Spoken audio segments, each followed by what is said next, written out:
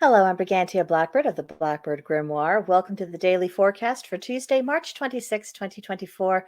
Good morning to you, and of course, happy Tears Day. Our astrology, we have the sun in Aries, cardinal fire representing courage. The moon begins the day in third quarter Libra, cardinal air sign representing courtesy. Then it will go void, of course, at 6:09 p.m. Central Time. Mercury is in Aries, a cardinal fire sign representing alertness. Venus is in Pisces, a mutable water sign representing compassion. Mars is in Pisces, a mutable water sign representing curiosity. Jupiter is in Taurus, a fixed earth sign representing practicality. Saturn is in Pisces, a mutable water sign representing curiosity. Uranus is in Taurus, a fixed earth sign representing renovation. Neptune is in Pisces, a mutable water sign representing imagination. And Pluto is in Aquarius, a fixed air sign representing reformation. The moon phase is now in its third quarter. It is a waning gibbous, so this is time to release the unneeded and to appreciate wisdom from all sources and to absorb it whenever we encounter it. The moon, of course, is still in Libra, so continue to focus on significant relationships, continue to look for those elegant solutions to your problems, and of course, prioritize engaging in cultural activities. But avoid manipulative flattery, both giving and receiving. Avoid hyper emotional people and their emotional arguments. It is the day of Mars, and feisty Mars is currently sitting in a very watery Pisces. So a sense of adventure may be stirring within you. Because as much as Mars is all about let's go out there and get things done and roar, look at us go, we have Pisces. So imagine those things fusing. Because Pisces is very dreamy and very. I wonder what possibility is going to be around the next bend in the river. We're just going to flow along. And then you also remember that the planet Mars itself is this physically very dusty, very dry. So in an energetic sense, it being combined with this watery energy of Pisces, it's giving it the very thing that it likes. It's like this fusion of soulmates almost. So this is an opportune moment to embark upon researching topics of interest to you, exploring an intriguing path of some kind, or just trying something new generally. Seize this. This is a good time for looking to see what's around, and especially the things that are close to your heart, because remember, the moon is starting to go into that waning phase, so our energy is starting to turn inwards. So maybe this could be about discovering something about your past, your family history, just something that you weren't really consciously aware of before. Next, we have our tarot card, which is death. But not to worry, we will not be predicting any untimely demises today. Death in the tarot is usually a very symbolic kind of thing. Very rarely does it indicate anything of yes, so and so's time is up. That's very, very rare. It is a major arcana card, so think very long lasting and far reaching effects. The number of the tarot that card that this is 13. So if we break this down the way they do in numerology, 1 + 3 = 4, we come up with this idea of stability. The keywords for this card are finality, imposed and irrevocable change, and release of old attitudes. So it is a very firm ending. So if you are encountering things today that have very firm endings, whether it is a relationship or a job or an idea that you had in your head that you thought was really brilliant, but you encountered some new information that made complete rubbish of your favorite idea. When you meet these ends, this is the moment to accept what has occurred, to accept that it actually is final, to accept that you can't just ignore this new information or pretend that you can carry on just exactly as the way the things before. This is change. So if you happen to encounter that, I would suggest taking that for what it is. This isn't about trying to change things around, imposing your will, or trying to make things what you want them to be. This is about just having to deal with what is. It is a hard, objective reality. Our Celtic triad today reads 3 chief things which deceive people: Fair words, desire of gain, and ignorance. And my goodness, I mean, I bet you had, half a dozen examples pop up in your mind as I was reading that particular triad. So, fair words, we encounter this all over the place. False promises, manipulation. People painting this beautiful picture that is absolute rubbish. That is nothing but an illusion. That is about trapping people and taking advantage of them in some way. It's a terrible, and we see examples of this happening on a daily basis in almost every segment of society. Then this desire of gain. Now, this isn't wanting to earn something and of course get the natural and logical reward for that earning and for that work. This is more so wanting a result and looking for a shortcut instead of earning it.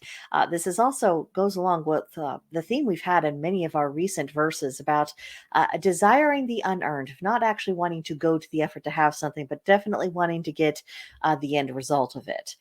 Not a good thing. And people they get deceived by this. I remember when I was growing up, there was a lot of concern about get rich quick schemes.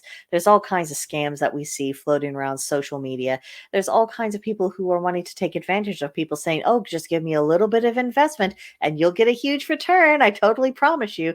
And of course, that fizzles out. It's awful, but it does happen. So we need to be aware of it. And then ignorance. Without accurate information, people cannot make proper judgments about anything. That's what makes our state of affairs with the media and not knowing what to trust, who to trust. That video that we watched, was that of an actual event or was that AI? And having to get out our magnifying glasses saying, okay, let me, on the people, do they have the right number of fingers or do we have that weird AI thing?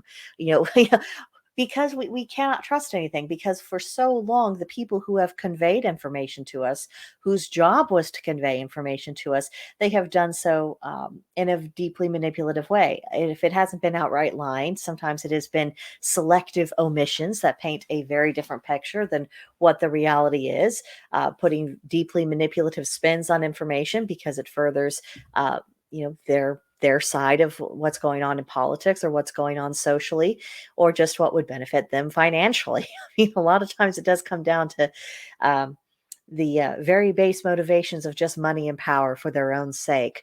It happens. It happens. And because it's difficult to find where is that solid ground. I just want the facts. I just want to know what is. And because we have constantly facing so many people whose job it is to actually give us those facts, doing everything but give us the facts, there's a lot of artificially created ignorance. And this leads to high distrust. This leads to people being willing to entertain ideas that, while possible, aren't necessarily particularly probable, but because everything feels upside down and just that we're in this bizarre state of being, a lot of things that are probably not true get a lot more traction in people just because what can we trust? Is there anything that actually is trustworthy? And we can only blame ourselves so much. I mean, this is a pretty natural reaction to have, and it is deeply dangerous. So the one thing we might do to remedy is that at the very least, we can choose not to be the person who's going out trying to manipulate people with those fair words. At the very least, we can choose to be the person who isn't trying to scam other people. And at the very least, we can be honest about the limitations of our knowledge and just say, I have this opinion and it is based on, and this is what I believe is a fact, because I have not seen anything that really counteracts or overturns it. At the very least, we can choose to do the proper thing, and we can choose to conduct ourselves honorably with people who are also of that same worldview, and to be on guard against the people who are unscrupulous. That's what we can do. I realize not a quick solution, but that's what we're stuck with. So today's intention, it is centered on the idea of breaking hexes. Um, the color is black. The plant is basil. The animal is the cat, and the crystal is obsidian. Now, as you can see, I have that scribble down at the bottom of the slide of beware of self-imposed hexes, because a lot of the things that hex us or curse us, they are the consequence of our own um, non-beneficial patterns of behavior of both uh, both deed and in thought, things that actually are not helping us, but we keep doing it over and over again. And we haven't yet learned our lesson, so we have not yet broken that pattern. And sometimes it can help us to perform a ritual in which we are saying, I am breaking this pattern. I am identifying this thing, and I am going to be making very serious efforts, mundanely and magically, to not keep falling into that same trap. Then it is also useful to use this sort of thing for external hexes. And these might just be the hexes of spending too much time listening to people who are hopeless, people who are not offering solutions, people who are denigrating others to try to make themselves look or appear to be more important, people who just have bad intentions generally. They're not necessarily, going through the process of casting spells and trying to hex people as individuals or as groups deliberately, but what they do is just so toxic and hateful and nasty. It has the impact of a hex because that's the kind of energy they are putting out into the universe, even if it isn't directed. And especially if you have a lot of people doing this, as we do right now in society, it can almost feel like a wave coming our way. So breaking the hex of that, breaking that illusion of them being in charge of us, our souls, our actions, our thoughts, our beliefs, our practices, breaking that hold can be very, very helpful. So if you find yourself getting caught up, I strongly encourage you to make use of some of these correspondences, perform a spell, perform a ritual, and set yourself free. Now, for pagan practice today, work on overcoming a personal fear today. That also goes along with this idea of breaking hexes because our fears can keep us trapped like a hex. Of course, April is right around the corner, so set your goals that you want to tackle. You want to tackle specifically within that next 30 days. Burn patchouli incense. Wear red if you're needing a little extra confidence today. And if there's an unpleasant chore that you've been putting off, just do it, get it out of the way. Unfinished chores are rather like stagnant energy. You just don't want that hanging around your house. You don't want that hanging around in your soul. So just cross off things off that to-do list. And lastly, our journal prompt. Where are you going? Did you choose this direction? Are you actually called to this direction? Is the destination of that direction favorable? Will you continue on this path, or are you going to take this moment to change course and go another direction? Lots of different things that might come to mind as you contemplate that in your thoughts and in your journal today. So that's what I have for you. And of course, there will be another daily forecast tomorrow. So come back to me then. In the meantime, I'll leave your comments in the comment section below or send me an email at brigantiablackbird@protonmail.com. I'd be happy to hear from you. But that will do it for today. So I'll see you guys next time. Bye.